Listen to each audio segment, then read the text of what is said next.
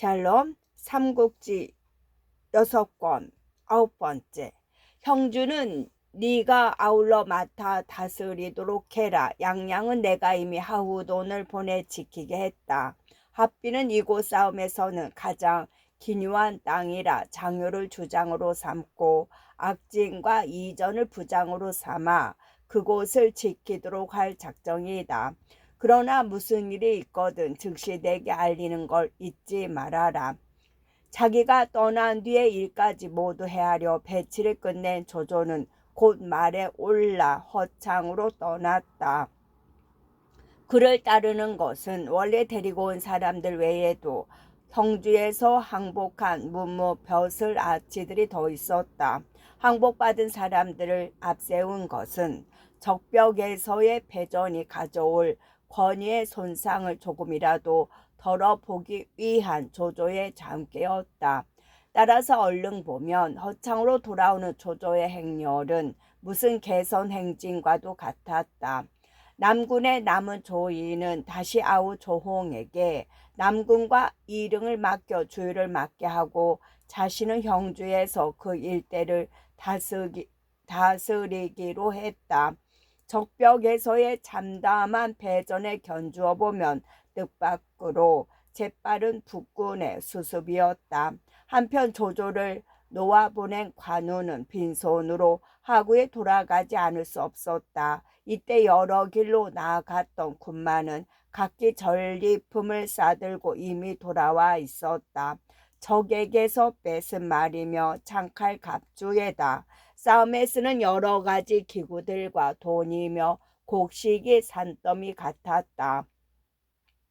그러나 관운장만은 적병 한 사람도 사로잡지 못하고 곡식 한 톨, 쇠토막 하나 얻은 것이 없었다. 이때 공명은 현덕과 더불어 싸움에 이긴 것을 기꺼워하고 있다가 관우가 돌아왔다는 말을 들었다. 급히 자리에서 일어나 진문 밖에서 관우를 맞아들이며 말했다. 장군께서는 천하의 큰 해가 되는 역적을 죽여 세상을 덮을 만한 공을 세우셨소. 마땅히 멀리 나와 맞으며 경하를 드려야 할 일인데 양이 좀 소홀했던 것 같소이다. 마치 관우가 조조의 목을 들고 온 걸 보기라도 한 것 같은 소리였다. 관우는 어두운 얼굴로 입을 열지 못했다. 공명이 다시 그런 관우를 난처하게 만들었다. 왜 말이 없으시오? 혹 장군께서는 우리가 멀리 나와서 맞아주지 않아 속이라도 상하시었소. 그러고는 좌우를 돌아보며 꾸짖듯 말했다.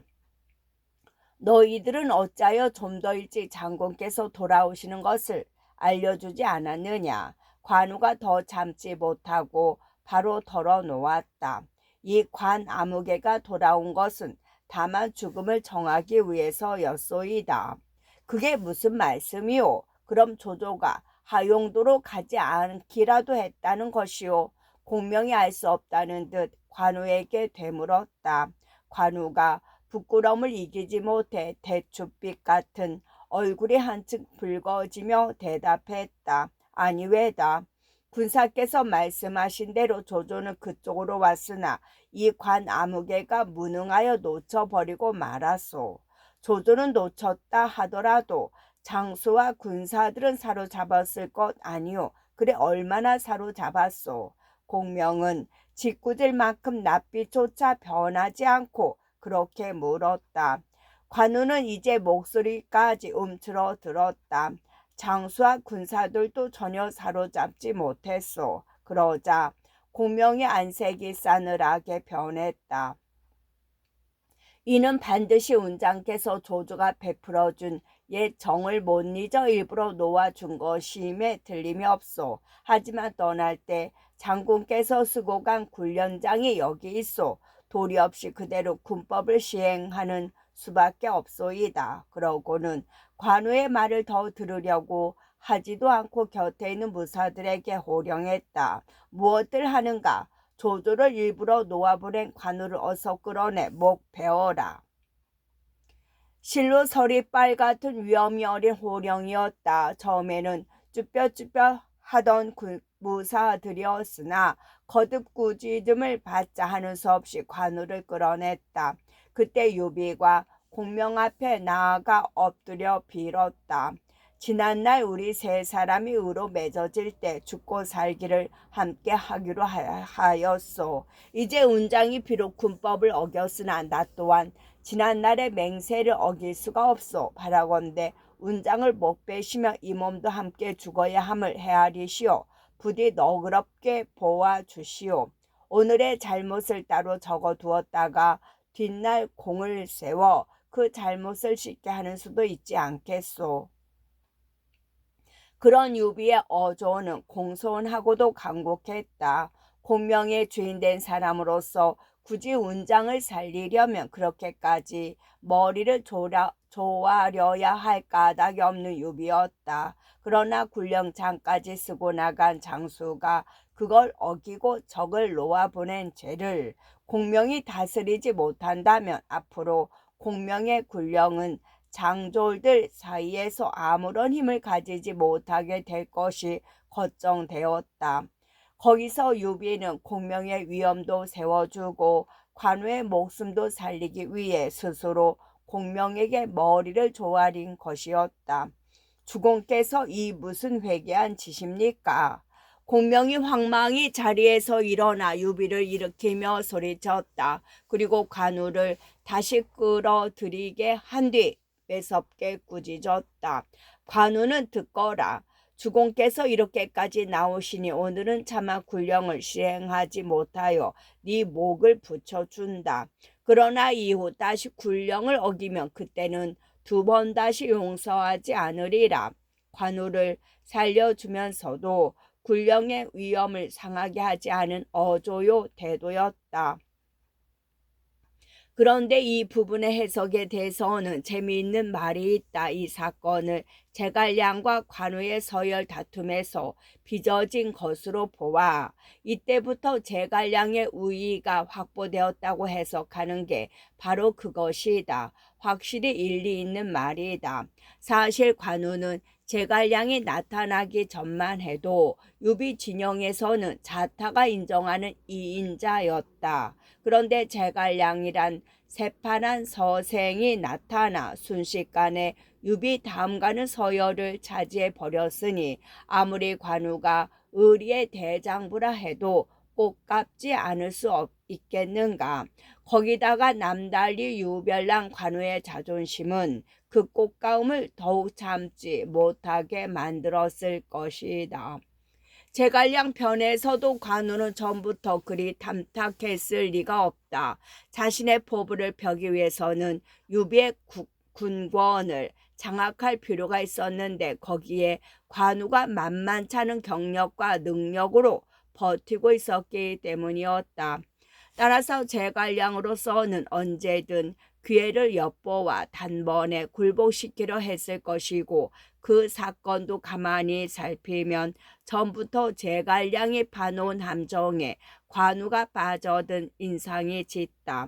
왜냐하면 제갈량은 아직 조조의 운수가 닿지 않았다는 것도 관우가 끝내는 조조를 놓아 보내리라는 것도 미리 알고 있었을 것이기 때문이다. 하지만 그것은 어디까지나 연의와 역사를 혼동한 해석이다. 관우가 화용도에서 조조를 놓아준 이 그림 같은 광경은 정사 어디에서도 찾아볼 수가 없다. 오히려 무제본기, 무제는 조조이다. 무제본기의 주예는 조조가 어렵게 화용도를 빠져나가면서 그곳까지 손을 못 쓴 유비를 비우는 구절만이 보인다. 따라서 이 부분에서 볼 수 있는 것은 연희를 지은 이의 탁월한 소설적 재능일 뿐 그걸 바탕으로 한 역사적 사실의 해석은 비약 이상의 억지가 될 것이다. 한바탕 힘든 싸움 누구를 위함이었던고. 한바탕 힘든 싸움 누구를 위함이었던고. 한편 주유는 이때 물과 무트로 나누어 보냈던 장수들을 불러들여 각기 세운 바 공을 살폈다. 한판의 멋진 승리였다. 주유는 기쁨에 차 공에 따라 상을 내린 뒤 오후 손건에게도 사람을 보내 싸움에 이긴 소식을 전하게 했다. 대강을 건너 본체로 돌아오는 오군의 배들은 저마다 사로잡은 조조의 군사들과 그 싸움에서 얻은 전리품으로 가득했다.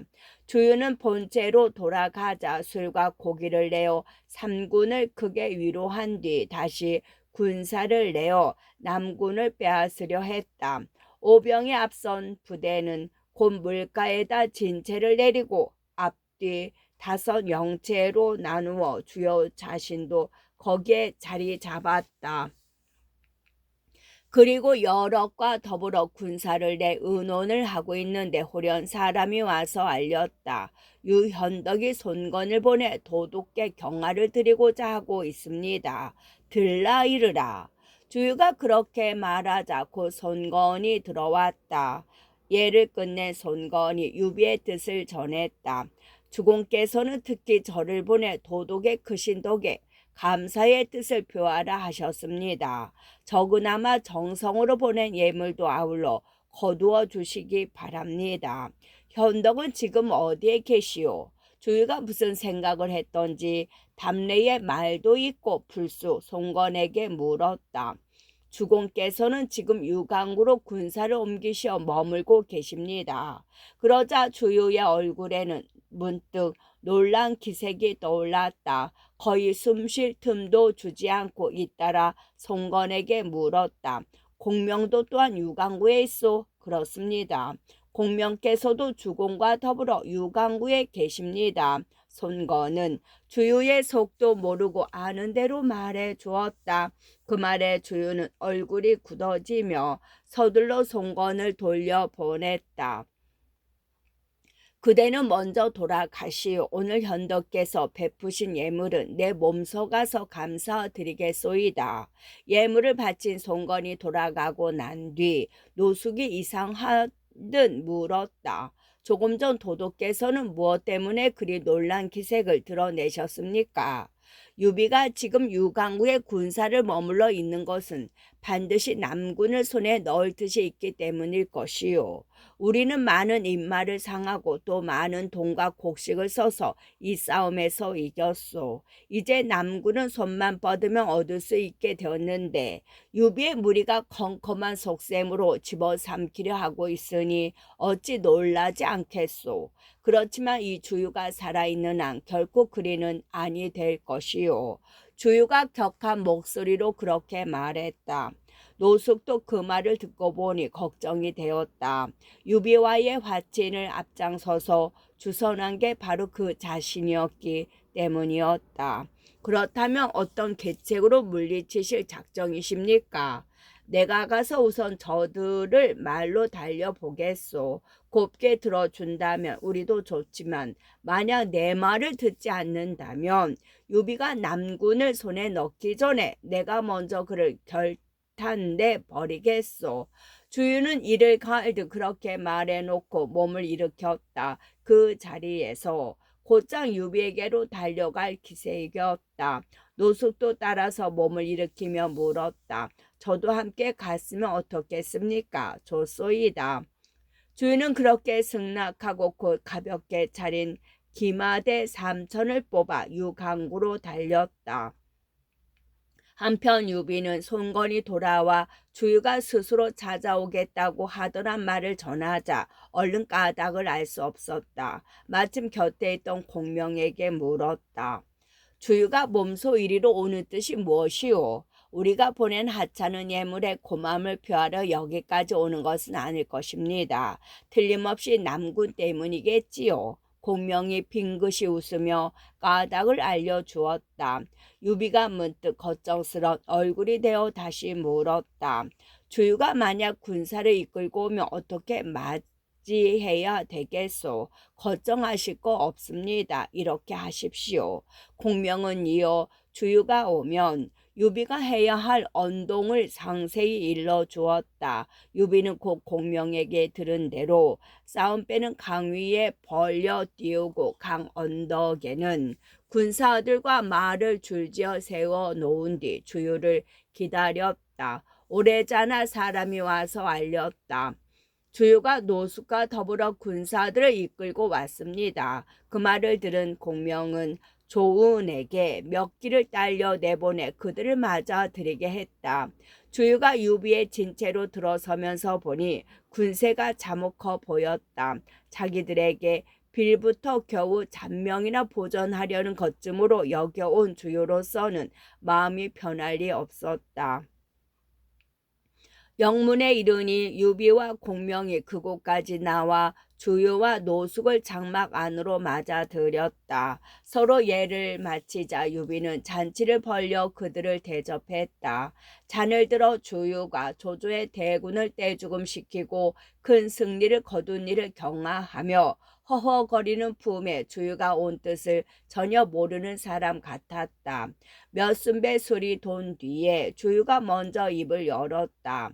유예주께서 군사를 이곳으로 옮기신 것은 혹시 남구를 쳐서 뺏으려는 뜻에서가 아니십니까?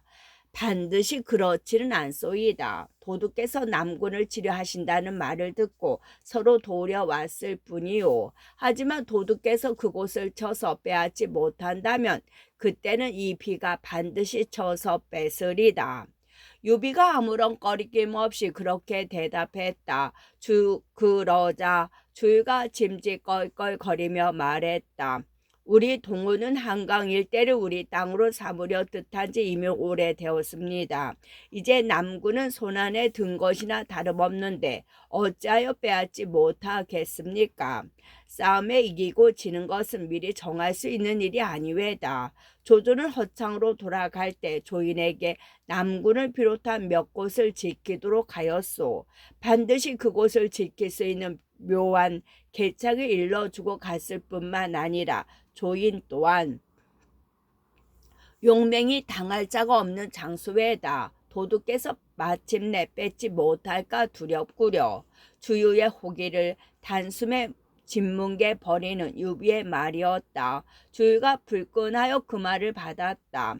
내가 만약 남군을 빼앗지 못한다면 그때는 공께서 차지하시더라도 아무 말 않겠소. 바로 제갈 공명이 기다린 바였다.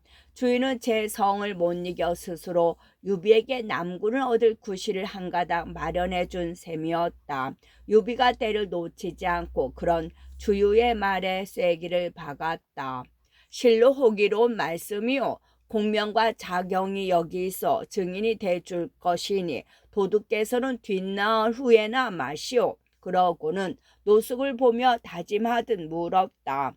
자경께서는 이 일의 증인이 되어 주시겠지요. 가만히 앉았다가 말려들게 된 노숙은 무언가 좋지 않은 느낌에 망설이며 얼른 대답을 하지 못했다.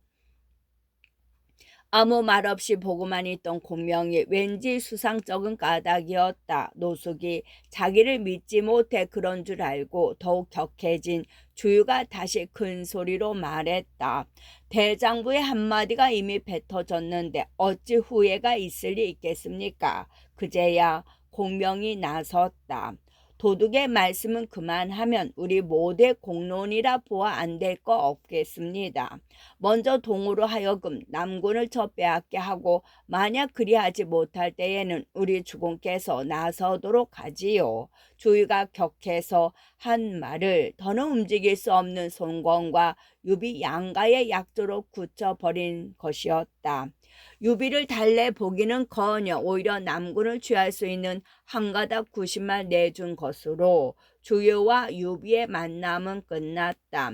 주유와 노숙은 오래자나 유비와 공명에게 작별하고 말에 올랐다. 그들이 떠나는 뒷모습을 물끄러미 바라보던 유비가 문득 공명을 돌아보며 못 믿어온 듯 말했다.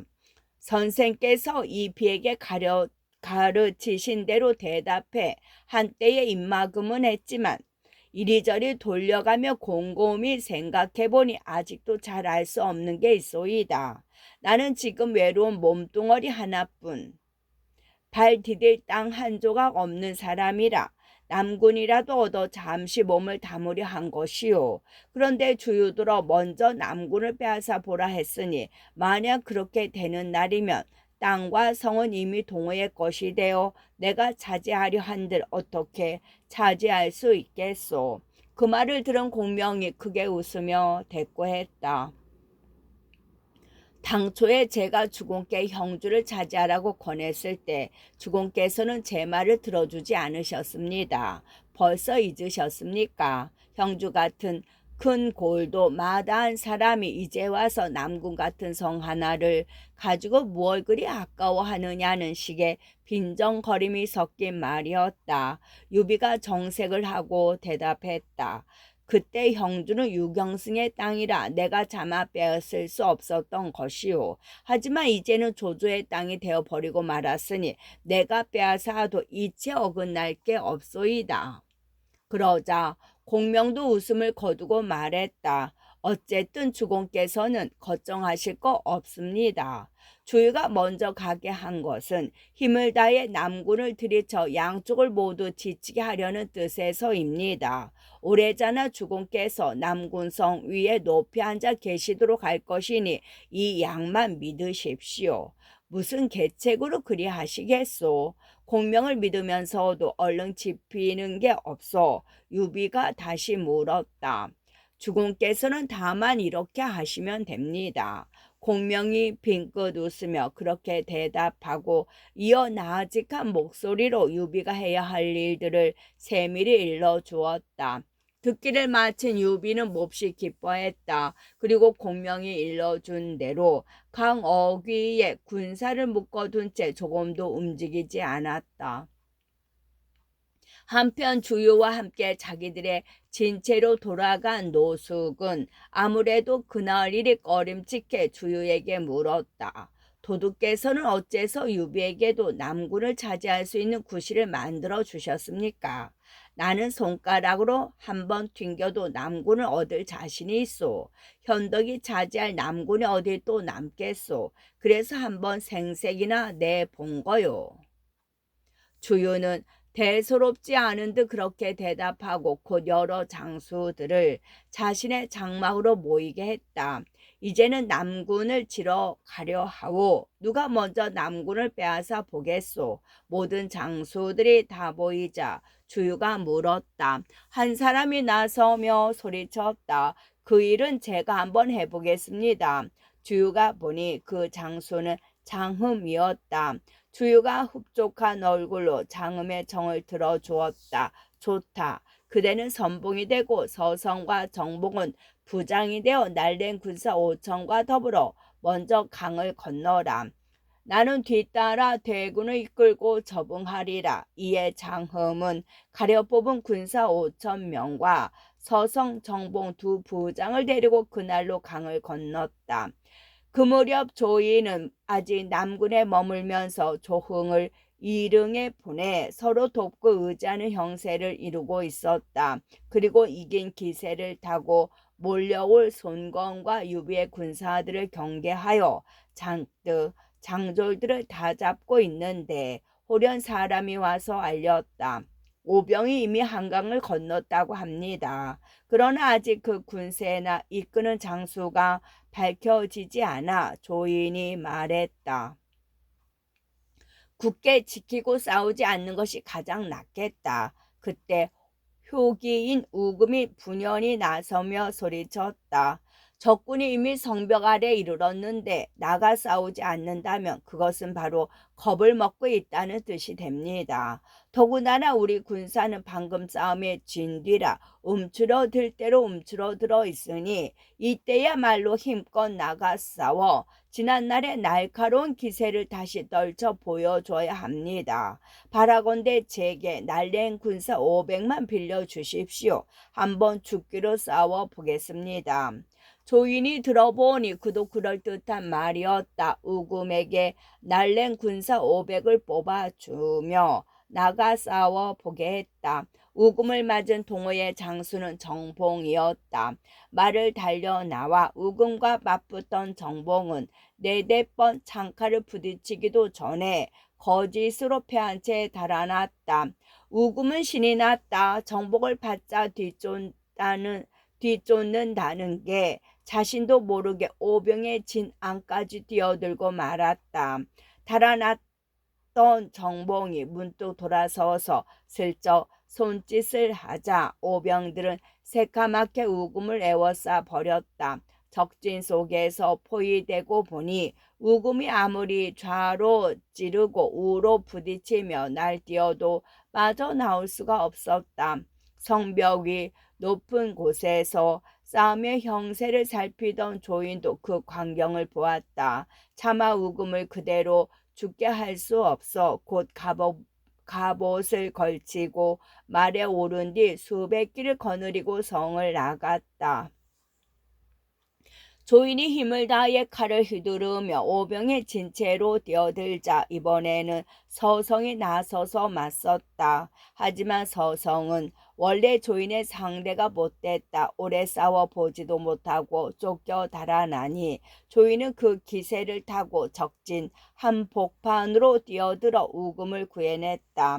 그러나 부근에는 아직도 우금이 이끌고 나간 군사 수십 기가 적진에 갇힌 채 빠져나오지 못하고 있었다. 그걸 본 조인과 우금은 다시 말을 돌려 그쪽으로 뛰어들었다. 조인과 우금이 겹겹으로 포위된 그들 수십 기를 겨우 구해 나오는데 이번에는 동호의 장수 장음이 길을 막았다. 두 사람은 다시 힘을 다해 싸워 장음의 군사를 흩어버렸다. 이때 성 안에서는 조인의 아우 조순이 다시 남은 군사를 긁어 모아 형을 도우러 나왔다. 거기에 힘을 얻은 조인과 우금의 군사들이 돌아서자 싸움은 커졌다. 한바탕 서로 죽이고 죽는 마구잡이 싸움이 벌어졌다. 그러나 대세는 오래자나 한쪽으로 기울어져 오병은 달아나기 시작했다. 조인은 그런 적을 멀리까지 쫓아가며 죽인 뒤에 승리를 기뻐하며 성으로 돌아갔다. 장흠이 싸움에 지고 돌아가자 조윤은 크게 노했다. 큰소리치고 나가 선봉의 날카로운 기세만 꺾이고 돌아왔으니 그럴 법도 한 일이었다. 주인은 곧 장음을 끌어내어 목배려 하였으나 여럿이 나서 말리는 바람에 장음은 겨우 목숨을 건졌다.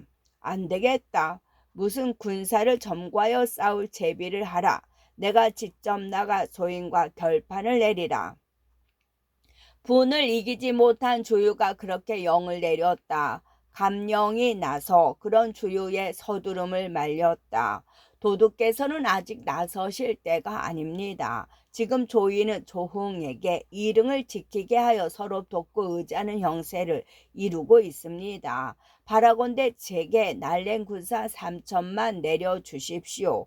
지름길로 달려가 먼저 이릉을 빼서 버리겠습니다. 도둑께서는 제가 먼저 이릉을 뺏은 뒤에 남군을 치도록 하십시오. 성미가 좀 급하기는 해도 그만한 말을 알아들을 수 있는 주유였다. 곧 그 말을 따르기로 하고 먼저 감령에게 군사 3천을 쪼개주어 이릉부터 지게 했다. 이를 전해 들은 세작이 나는 듯 조인에게 달려가 알렸다. 놀란 조인이 모사 진교를 불러 의논했다. 주의가 감령을 시켜 이릉을 먼저 치려 한다니 이를 어쩌면 좋겠소. 이릉을 잃게 되면 이곳 남군 또한 지키기 어렵습니다. 급히 이릉을 구하는 게 마땅합니다. 진교가 생각해 볼 것도 없다는 듯 그렇게 권했다. 조인도 달리 방책이 없어 진교의 말을 따르기로 하고 조순과 우금에게 군사를 나누주어 새길로 몰래 가서 이릉을 구하게 했다. 조순은 먼저 조홍에게 사람을 보내 전했다. 우리가 구원을 갈 것이니 장군은 성을 나와 적을 유인하도록 하시오. 이에 조홍은 감령이 이릉에 이르기도 전에 성을 나가 그를 맞았다. 감령이 앞서 말을 몰며 싸움을 도두자 조흥이 달려나가 그와 어울렸다. 그러나 스무합도 되었을 때 조흥은 못 당하겠다는 듯 달아나 버렸다. 대장이 달아나니 졸개들이 버텨줄 리 없었다. 모두 조흥을 따라 달아나 버려 감령은 손쉽게 이릉성을 차지했다. 하지만 일은 거기서 끝나지 않았다. 해질 무렵하여 조승과 우금의 군사가 이르자 조홍도 되돌아와 그들과 더불어 이릉성을 에워싸 버렸다. 오히려 감령이 많지 않은 군사와 더불어 성 안에 갇혀버린 꼴이 되고 만 것이었다. 형세를 살피던 군사 하나가 나는 듯 말을 달려 그 소식을 주유에게 전했다. 감령이 이릉성 안에 갇힌 채 적의 대군에 에워싸여 형세가 매우 위태롭습니다. 그 말을 들은 주유는 깜짝 놀랐다. 잠시 어찌해야 될까를 생각하고 있는데 곁에 있던 정보가 먼저 입을 열었다. 되도록이면 빨리 군사를 나눠 보내 감령을 구해야 하겠소. 그러나 주인은 선뜻 마음이 내키지 않는 모양이었다. 그 말에 따르는 대신 어두운 얼굴로 여럿을 보며 은호조로 물었다. 이릉이 매우 중요한 땅이기는 하나 만약 군사를 나누어 구하러 간 사이에 조인이 대군을 이끌고 이곳으로 지쳐들면 그건 또 어찌하겠소. 감령은 강동의 큰 장수인데 어찌 구하지 않을 수 있겠습니까? 이번에는 여몽이 정부를 편들어 말했다. 그러자 주유도 하는 수 없는지 감령을 구하러 가기로 뜻을 정하고 다시 여럿을 보고 물었다. 그렇다면 내가 스스로 가서 구하겠소이다. 다만 누가 여기 남아 내가 할 일을 대신 맡아주시겠소. 능통을 남기면 될 것입니다. 제가 앞장을 서서 적을 치고 도둑께서 뒤를 끊어주신다면 열흘도 못 가 개가를 올릴 수 있으리라 믿습니다. 여몽이 일어나 그렇게 대답했다. 주유가 능통을 보고 물었다. 능공속은 잠시 내 일을 대신 맡아주겠는가? 한 열흘 정도라면 어찌 감당해 보겠습니다만 그 이상 날짜가 걸린다면 해낼 자신이 없습니다. 능통이 그렇게 대답하자 주인은 흐뭇한 표정을 지으며 말했다. 좋다. 나는 열흘이면 될 것이다. 그대에게는 군사 10,000명을 남겨줄 것이니 나를 대신해 이곳을 지키고 있으라. 그리고 그날로 대군을 일으켜 이릉으로 달려갔다. 길을 나서면서 여몽이 주위에게 한 가지 새로운 의견을 냈다. 이릉 남쪽에 좁은 길이 하나 있는데 남군으로 가기에는 매우 가깝고 쉽습니다. 군사 500을 뽑아 그곳으로 보내시고 나무를 베어 그 길을 막아 버리도록 하십시오. 싸움에 지면 적군은 반드시 그리로 달아날 터인데 길이 막혀 있으면 말을 버리고 갈 수밖에 없을 것입니다. 우리는 그 말만 잡아들여도 적지 않은 군말을 새로 얻게 됩니다. 어떻습니까? 한번 해보시지 않겠습니까? 군사 약간을 빼돌려 적의 말을 많이 빼앗을 수 있다는데 주의가 마다할 리 없었다. 곧 군사 500을 빼내 여몽이 말한 대로 시켜 보내고 자신은 남은 군사를 재촉해 이릉으로 달렸다. 주유의 대군이 이릉 가까이 이르렀을 무렵이었다. 주유가 여러 장수를 둘러보며 물었다. 누가 에워싼 적을 뚫고 들어가 감령을 구하겠느냐? 제가 가보겠습니다. 주태가 남에게 뒤질세라 말을 내다르며 말했다. 주유가 허락하자 주태는 칼을 휘두르며 똑바로 조흥과 우금의 군사들 속으로 뛰어들어 곧 이릉성 아래에 이르렀다. 성 안에 갇혀있던 감령은 주태가 이른 것을 보자 성문을 열고 나가 주태를 맞아들였다. 도둑께서 몸소 대군을 이끌고 이곳에 이르셨소이다. 감령을 만난 주태가 그렇게 성박 소식을 전했다. 그 말을 들은 감령은 곧 군사들을 배불리 먹이고 갑오시며 창칼을 잘 손질하여 밖에 있는 자기 편 군사들과 안에서 호응할 수 있게 채비하도록 했다.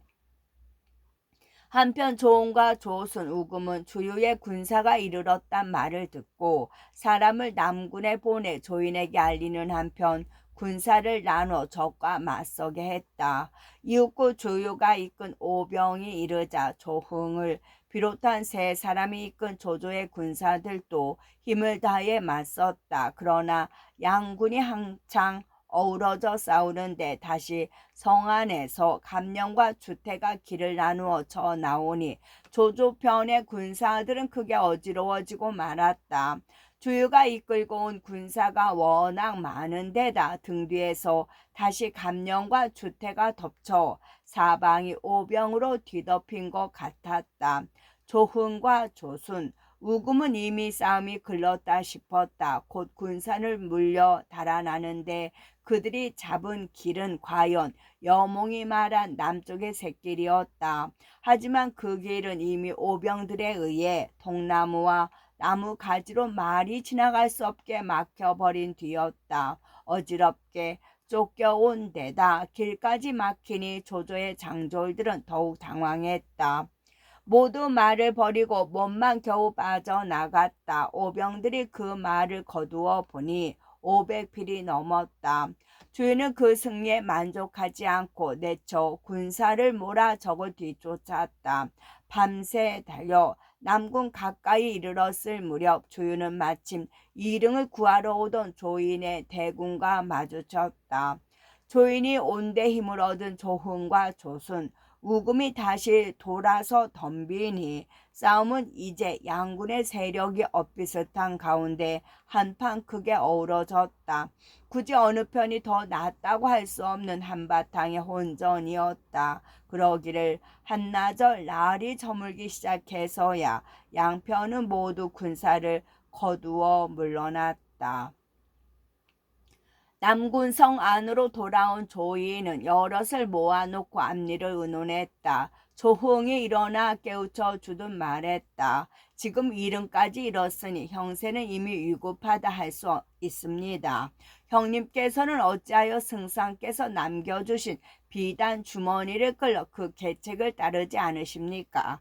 거기에는 반드시 지금의 이 위급함을 풀 수 있는 계책이 적혀 있을 것입니다. 그러자 조인도 진작부터 그걸 생각해 온 듯 말했다. 네 말이 바로 내 뜻과 같다. 이제야말로 승상의 계책에 따를 때다. 그러고는 조조가 남긴 글을 꺼내 읽어보았다. 거기에 무엇이 쓰여 있었던지 읽기를 마친 조이는 기쁨을 감추지 못했다. 여러 장수들에게 이것저것 일러 조조가 남긴 계책대로 따르기 시작했다. 그날 새벽이었다. 오경 무렵 밥을 지어 먹은 조조의 군사들은 날이 밝기 무섭게 성을 버리고 달아나기 시작했다. 그러나 성벽 위에는 전기를 어지럽게 꽂아 거짓으로 군사가 머물러 있는 듯 꾸며놓고 성을 나서는 것도 한꺼번에 새 성문으로 길을 갈라 지쳐 나왔다. 겉보기에는 마치 싸움을 도두러 나오는 것 같았다. 남군성 밖에 진을 치고 있던 주유도 조조의 군사들이 한꺼번에 새 성문을 활짝 열고 쏟아져 나오는 것을 보았다. 마땅히 성 안에 눌러앉아 굳게 지킬 줄 알았는데 오히려 날이 밝기 무섭게 한꺼번에 몰려 나오는 게 이상해 가만히 장대에 올라가 살폈다. 성벽이 얕은 담에는 기치를 가득 꽂아 두었으나 지키는 군사는 별로 눈에 띄지 않았다. 거기다가 성을 나온 군사들은 모두 허리에 무언가를 든 자루를 하나씩 차고 있는 게 이상했다. 조인이 성을 버리고 달아나려고 하는구나. 지금 나온 것도 싸우기 위해서가 아니라 달아날 길을 열려는 것이다. 끝.